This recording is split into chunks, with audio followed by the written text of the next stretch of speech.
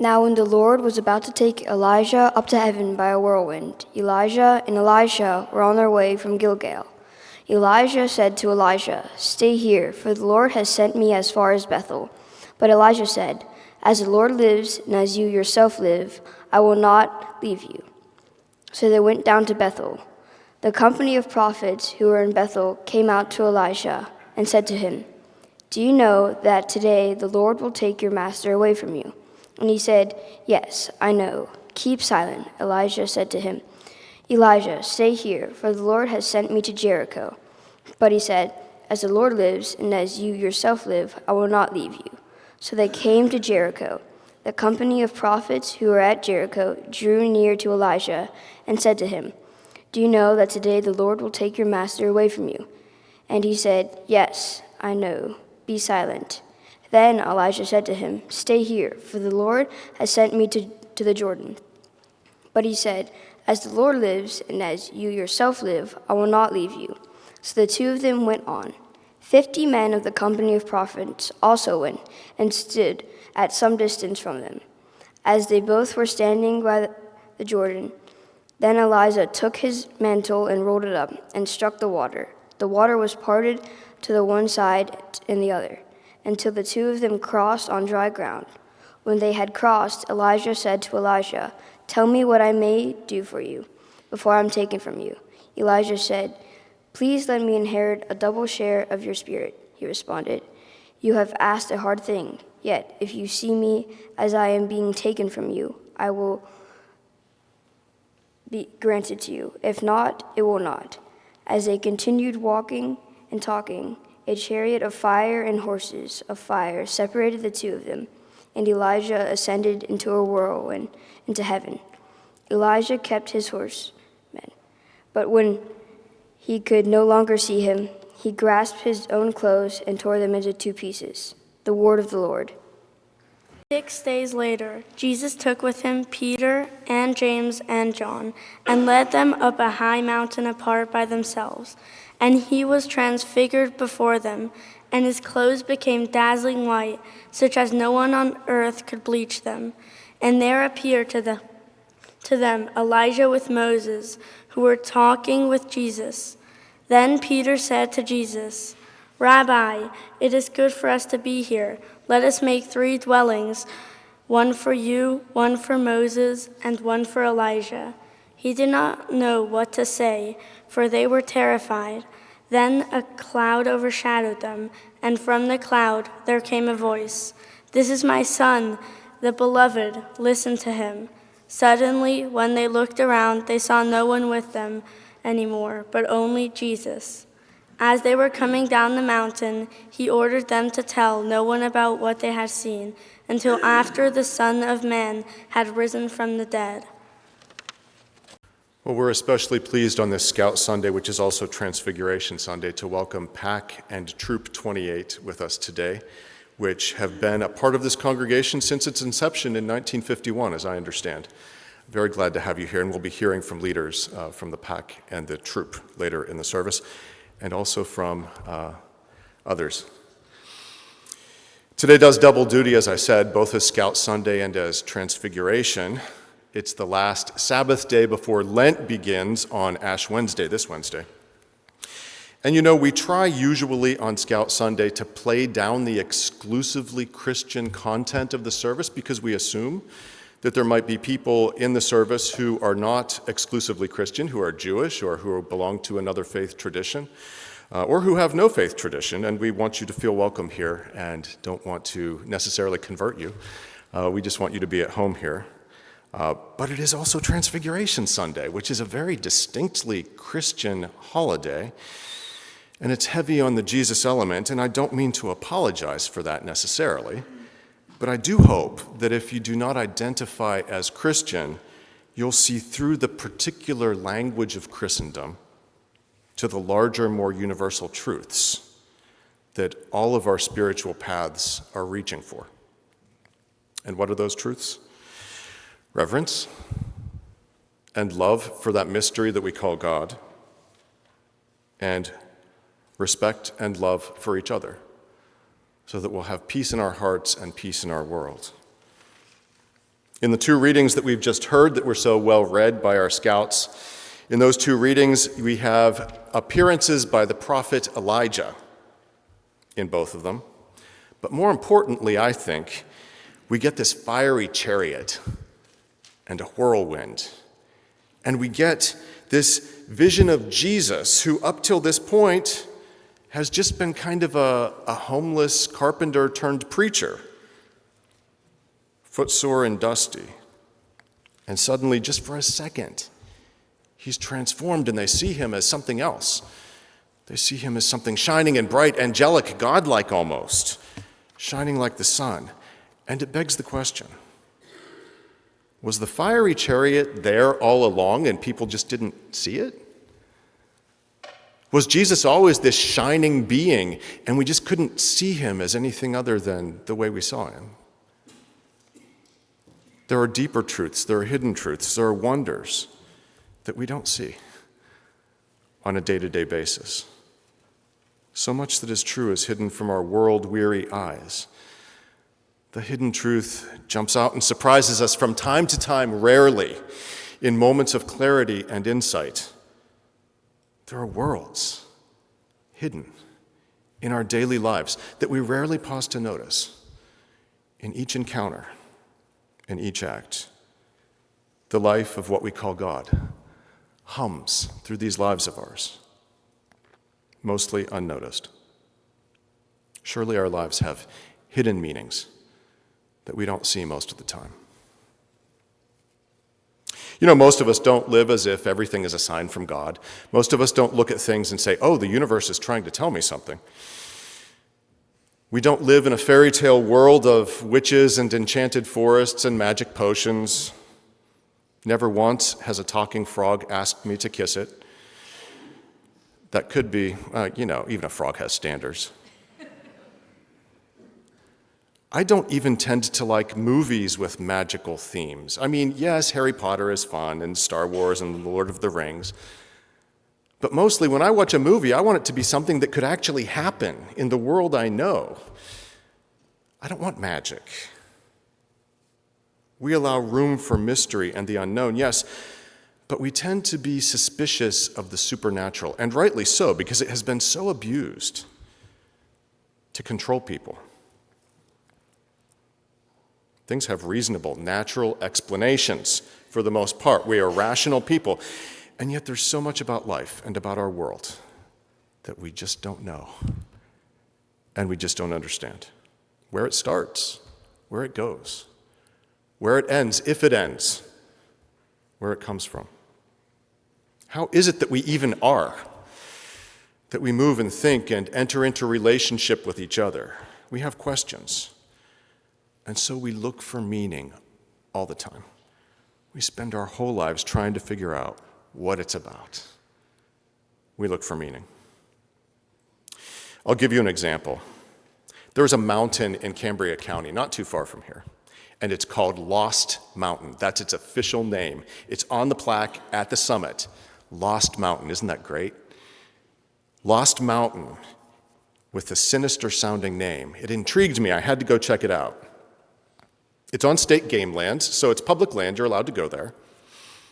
And at 2,638 feet, it's pretty tall for Pennsylvania. It's a respectable mountain. So I went. It was scenic. At the top, there is one of those deserted fire towers that you find in a lot of our public lands with very dangerous steps. I mean, brittle, old wooden stairs. Only a fool would climb it. I made it halfway up. Then I got spooked. It felt wobbly, and I hurried down. But there were good views from the middle of the tower. I'm not recommending this. Please don't do that. It's very dangerous. Back home, I did some research and discovered that there had been a very violent drug-related crime at that tower back in 2006. But this is what I do. I go on hikes, and then I have a digital picture frame in my office where I put pictures of my hikes so that when I'm stressed out at work or when I'm busy, I can look at my picture frame and it'll flash pictures of my hikes. And it's a good thing for me. It brings me back around to myself. The digital picture frame probably has about 30 pictures, and it will show each of them for 10 seconds, Then it'll move on to the next picture. And for the next 3 or 4 months, after I put a photo of Lost Mountain on that digital picture frame, every time I happened to glance at it, it wasn't showing Mount Columbia, it wasn't showing the Allegheny National Forest, it wasn't showing any of the other stuff. It was always showing me Lost Mountain. Every time I happened to glance.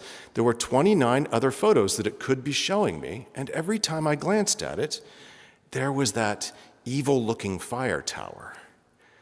So much so, and I'm not superstitious, I'm really not. So much so that I started to think after about the 10th or 12th time, is there a meaning here? Why am I getting a picture of Lost Mountain every time I just glance at this photo frame? That place with the creepy name and the drug-related violence. Like I said, I'm not superstitious, but I began to wonder, is there some meaning? Do I need to go back there to Lost Mountain? Do I need to climb the whole way to the top this time? Did I leave some unfinished business? Is it related to that crime that took place there? Of course, there was no meaning. There was no meaning at all. It was happenstance. It was total happenstance. But we look for meaning. All over our lives, we look for meaning. We look for things to make sense. We're always trying to connect the dots. We're always trying to create meaning because we want it so badly. And we sense that life has meaning, that life has a purpose, that there's something more at work in our world than what we see with our eyes and what we know. We sense most of the time that we are connected to something bigger than we could ever be by ourselves. Surely our lives have hidden meanings, hidden truths that we do not yet understand.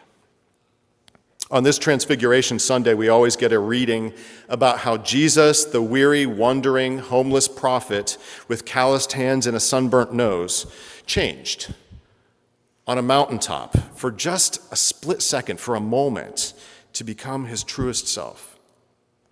Powerful, dazzling, eternal. And in addition to that, we get a comical story about the Hebrew prophet Elijah and his apprentice, Elisha. Elijah and Elisha. It's comical because Elijah needs to go. He's going to get taken up into heaven, and he's trying to get his apprentice to accept that fact. And the guy just doesn't want to accept it. He keeps saying, okay, you, Elisha, kid, stay here. I'm going to go. And Elisha keeps saying, I'm going with you. 3 times. And all these lesser prophets keep coming out and saying to Elisha, you know, your mentor, he's going away. And Elisha's amusing response is, I know, stop talking. Just keep quiet, I know. And Elisha follows Elijah many miles east of the Jordan out of Israel. And probably God knows the only way to get rid of Elisha is to send a fiery chariot to take Elijah away. And suddenly there's this fiery chariot and a whirlwind, and Elijah disappears. And in both stories, we have these strange visions of another world that kind of lingers on the edge of this one, unseen. A whole set of possibilities that we don't see with our daily eyes. A threadbare holy man named Jesus is suddenly seen as the glorified Christ. A chariot of fire with horses made of fire flies heavenward. It's almost as if these other truths, these wonders, exist right alongside the world we see, just waiting to be noticed, just waiting to break in to our daily lives.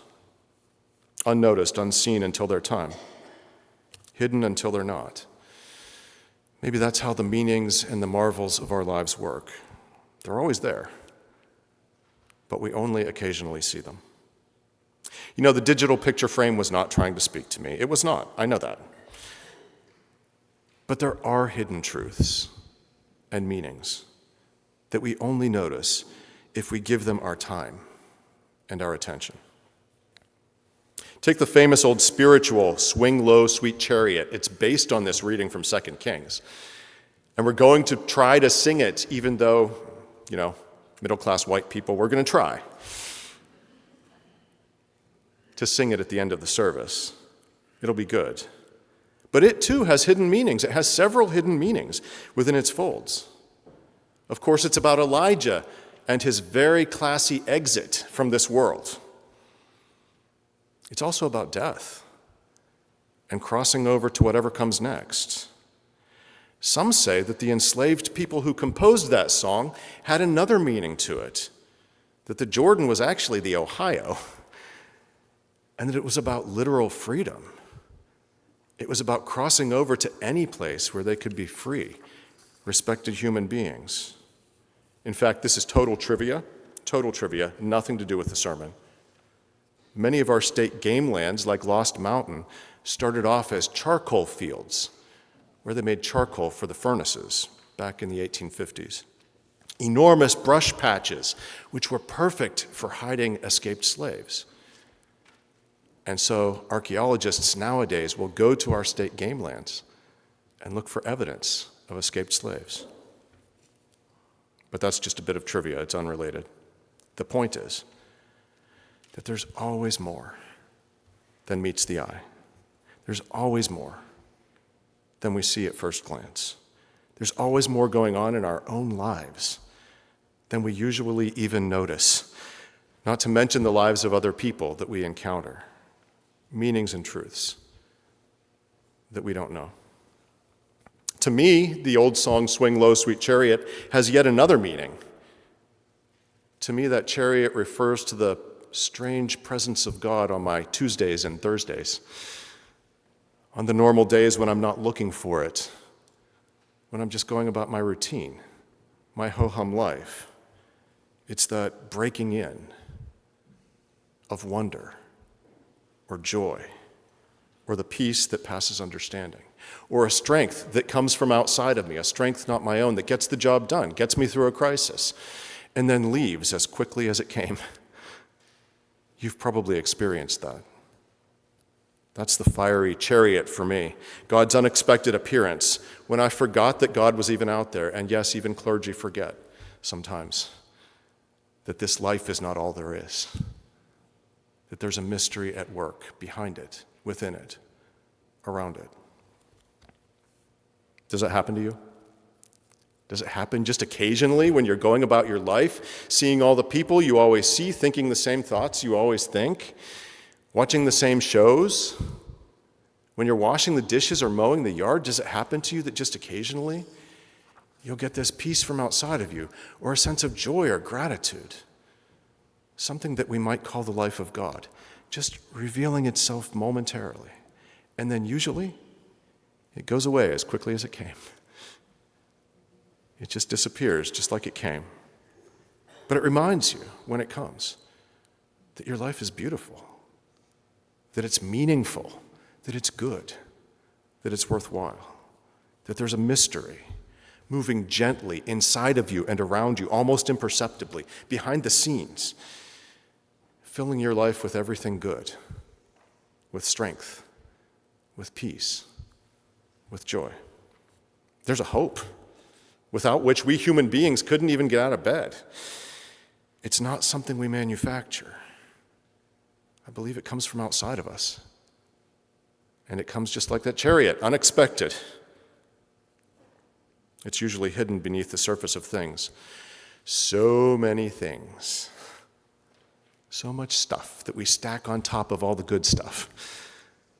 So much noise, so much clutter that we fill our lives with. But it's always there. Just as the shining Christ was always there beneath the surface of the dusty Jesus, the street preacher Jesus, the homeless Jesus. Just as that fiery chariot was maybe always up there, but you couldn't see it through the clouds, only noticed once. Our lives are mystery, from beginning to end, if indeed they end. We don't know where they come from, really. We don't know where they go, and if somebody tells you that they do know, they're fooling themselves, because faith is not knowledge. Faith is faith. Faith is hope. Faith is trust. It's not knowledge. We don't know where they come from, and we don't know where they go. But it's not a scary thing, this mystery, because it's love itself, and love might be the greatest mystery of all. We take it all for granted, but every once in a while, that flaming chariot will swoop, and we'll get a sense of our connectedness to something more than ourselves. And we'll catch a fleeting vision of that something more that moves around us and within us and in the people we meet. The holiness at the heart of our living. We're always reaching for it and always forgetting that it's there. Is the painter not just expressing a bit of God's beauty and wonder on canvas? Is the chef not doing the same thing with salt and oil and heat and texture? When you knit, when you make coffee, when you build a fire, when you pet a dog, aren't you reaching for that goodness and that joy that goes also by the name of God? You know, for Christians, Lent begins on Wednesday, on Ash Wednesday, 7 o'clock in this room. It's a shameless plug. Lent for Christians is a perfect time to start cultivating an awareness of this other, of this divine, of this sacred that exists in our lives and alongside our lives. It's a perfect time to cultivate an awareness of the life, capital L, in which our lives are lived. But whether you're Christian or not, it's important to acknowledge and to connect with the mystery, the sacred mystery, at the heart of our living. Try unplugging. Try being alone from time to time. Try distancing yourself from any screen of any kind for 20 minutes, half an hour, an hour. Try reading an actual paper book, maybe the Bible. Try working your body good and hard. Walking, running, working out. Try making yourself unavailable to everyone, if only for a time. Try sitting with nothing in your hands. Try zoning out.